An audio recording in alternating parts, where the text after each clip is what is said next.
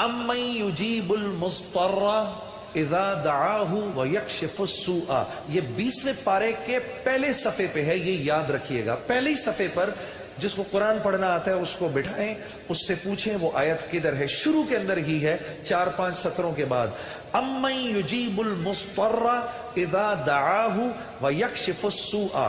جو یہ پڑھے گا اب سنیے اس کو کیا کیا ملے گا۔ سب سے پہلے کہ اس آیت کو جو ہر نماز کے بعد پڑھے گا، اس کے بعد اگر وہ دعا کرے گا، اللہ رب العزت فی الفور اس کی اس دعا کو قبول فرمائیں گے۔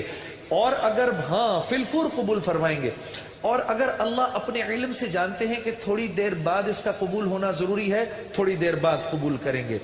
اس ورد کا کرنے والے کی اولاد کو اچھے رشتے ملیں گے۔ جو اس ورد کا اہتمام کرے گا ہر نماز کے بعد ایک دفعہ، اس کو یا اس کی اولاد کو اللہ اچھے رشتے دے گا۔ اس ورد اس آیت کے پڑھنے والے کو جب یہ کسی مشکل میں پھنسے گا، اور اگر اس کی زبان سے اس وقت نکلا، جب آپ سے موبائل چھیننے آتا ہے نا کوئی، اس وقت یہ دعا پڑھو، اس کو نظر ہی نہیں آؤ گے، اس کو نظر ہی، اس ظالم کو آپ نظر ہی نہیں آئیں گے۔ یہ میں آپ کو بتا رہا ہوں، میری گردن پکڑ لینا، اگر کسی کو دیکھو کہ موبائل چھیننے آ رہا ہے، یہ دعا پڑھو، امن یجیب المضطر اذا دعاہ ویکشف السوء۔ اللہ اس ظالم کو ہمت ہی نہیں دے گا آپ کے پاس آنے کی۔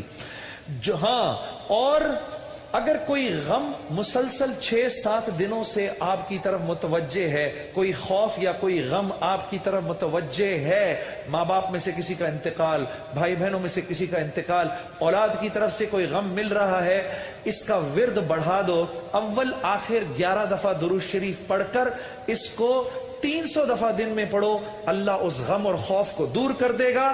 یہ ورد پڑھنے والا اللہ کبھی اس کو نامراد نہیں کرے گا۔ یہ جو دعا مانگے گا، امن یجیب المضطر اذا دعاہ ویکشف السوء، اللہ اس کی دعا پوری کرے گا۔